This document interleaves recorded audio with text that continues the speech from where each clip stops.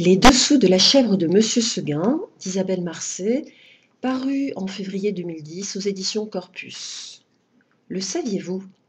La chèvre de Monsieur Seguin, c'est nous, vous, moi, nous qui bêlons plus ou moins ensemble en hésitant à rester dans l'enclos, dans l'étable ou bien à les quitter.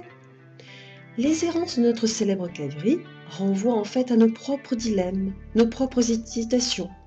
Et loin d'être un récit anodin aussi lu si souvent aux enfants, la chèvre de Monsieur Seguin peut s'apparenter à une fable povarico-érotico-psychanalytico-gastronomico-érotico-politique.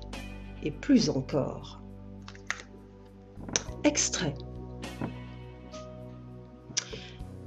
Quand on lit La chèvre, plus tard, quand on est plus grand, une fois qu'on a dans un moment d'amour ou d'égarement accepté d'avoir l'anneau au doigt, ou plutôt la corde au cou, une fois qu'on s'est marié, pacsé, casé, fût-ce avec un conjoint attentif, attachant, mais un peu trop casanier, il nous arrive de songer à la chèvre, à cet amour de petite blanquette qui se laissait docilement traire, sans bouger, attachée à un pieu, en regardant tristement le plafond.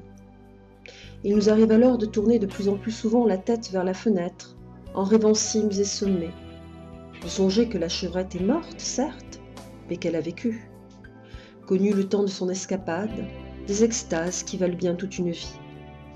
Comme Madame Bovary, comme Blanquette, on regarde en bêlant par la fenêtre de notre étable, et l'on maudit le pieu, l'enclos, cette vie sans saveur, fade, où les nuits se confondent avec les jours, et où l'on crève non pas de faim, mais d'ennui, de désir, d'amour.